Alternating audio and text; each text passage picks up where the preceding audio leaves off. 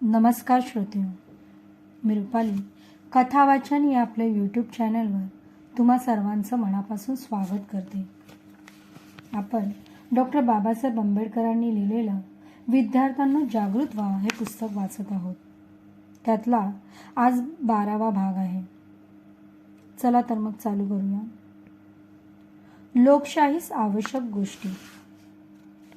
लोकशाही हे एक रोपटे असून ते प्रत्येक ठिकाणी लावले तर वाढेलच असं नाही.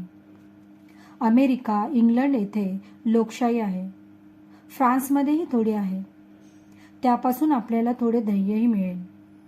पण कोरिया, इजिप्त येथील लोकशाही नष्ट झाली. या उदाहरणांवरून आपण आपल्या मार्गातील अडचणी दूर करण्यासाठी कोणता मार्ग स्वीकारायचा याचा गंभीरपणे प्रत्येकाने विचार केला पाहिजे, असा मला इशारा द्यावासा वाटतो. लोकशाही ही नेहमी बदलणारी गोष्ट आहे. ॲथेनियन लोकशाही ही अलीकडील लोकशाहीपेक्षा निराळी आहे. तीत 50% गुलाम व 50% स्वतंत्र असे लोक होते. 1832च्या नंतर इंग्लंडची लोकशाही ही बदलली गेली. इंग्लिश लोकशाहीत राजाला आपल्या अधिकाराचा वापर कमी करावा लागेल. लोककल्याण करणे हा आजचा लोकशाहीचा हेतू आहे. जनतेचे सरकार.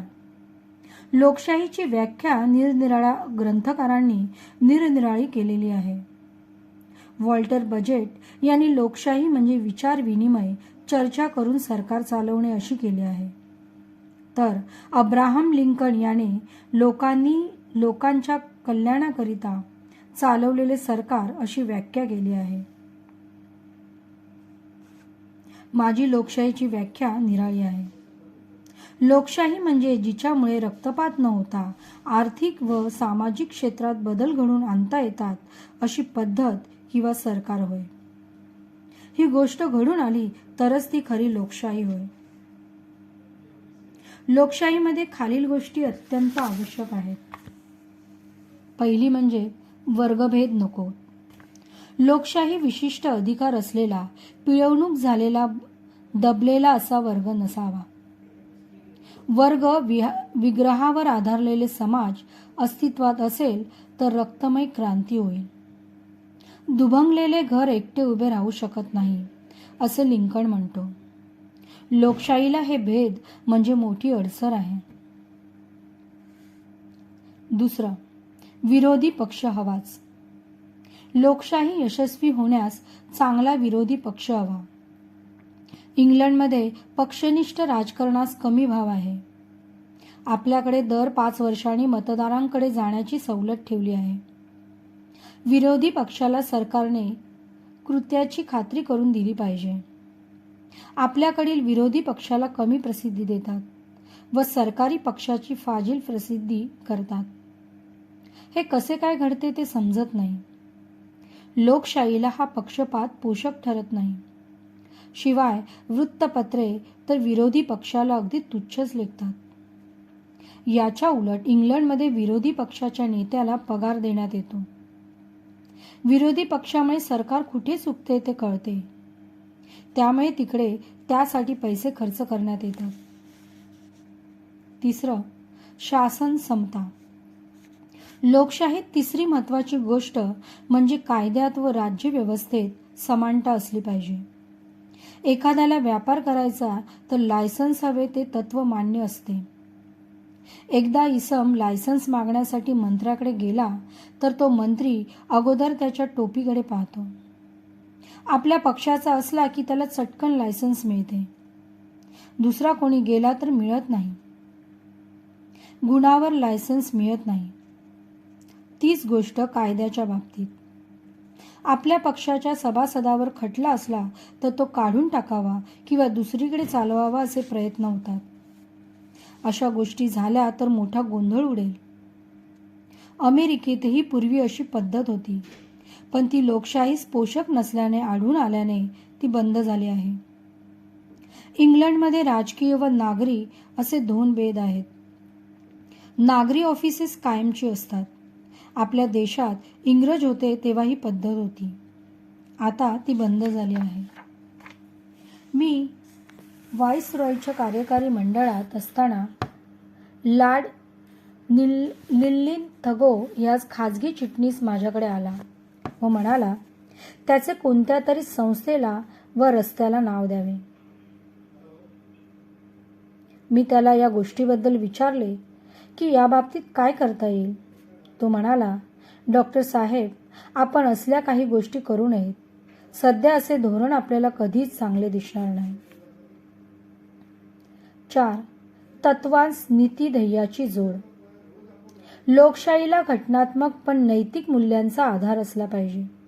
अध्यक्षपदासाठी जॉर्ज वॉशिंग्टनने दुसऱ्या-तिसऱ्यांदा उभे राहण्यास नकार दिला. तो म्हणाला, वंश परंपरेने मला अध्यक्ष व्हायचे नाही किंवा हुकुमशाही व्हायचे नाही. दरवर्षी मीच उभा राहिलो तर घटनेतील तत्वांना किंमत काय राहणार.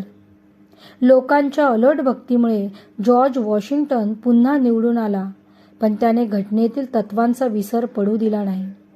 अशीच गोष्ट ड्यूक ऑफ विंडसर यांच्या राज्यत्यागाच्या वेळी घडून आली. 5. बहुमतवाल्यांनी अल्पमतवाल्यांवर हुकूमत नको. लोकशाही राबवायची असेल तर बहुमतवाल्यांची पक्षाची अल्पमतवाल्या पक्षावर सारखी हुकूमत असता कामा नये. अल्पमतवाद्यांना त्याबद्दल भयही वाटता कामा नये. आपण अल्पसंख्याक असलो तरी सुरक्षित आहोत असे त्यांना वाटले पाहिजे.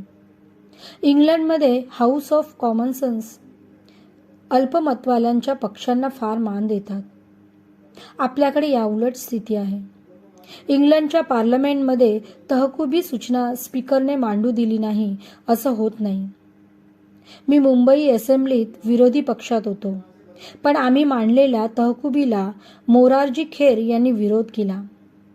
त्यावेळेचे स्पीकर मावळणकर यांनीही त्याला हातभार लावला. स्पीकरने तहकुबी नामंजूर करण्यापूर्वी मंत्र्यांनीच विरोध केला ही सर्वच आटोपले. मग अल्पसंख्याकांना चान्स मिळत नाही. अशाच गोष्टी वारंवार घडू लागल्या की सर्व अवैधानिक मार्गाकडे लक्ष लागते. 6. सामाजिक नीतिमत्ता. लोकशाही सामाजिक नीतिमत्ताही लागते. सामाजिक जीवनात कायद्याची ढवळाढवळ नको असे लोकांना वाटते. आपल्याकडे सामाजिक नीतिमत्ता पार गेलेली आहे. 7. अन्यायाविरुद्ध प्रतिकार. जनतेने नेहमी अन्यायाविरुद्ध जागरूकता दाखवली पाहिजे. दक्षिण आफ्रिकेतील सत्याग्रहात आज गोरेही सामील होतात. याचे कारण अन्यायाची चीड हे आहे.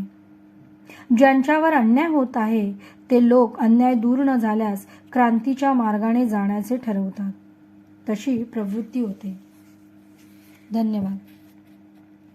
श्रोतेहो, प्रबुद्ध भारत या वृत्तपत्रात दिनांक 2 मार्च 1957 रोजी हा लेख आला होता. पुणे येथे 1945 मध्ये डॉक्टर बाबासाहेब आंबेडकरांनी केलेलं हे भाषण आहे.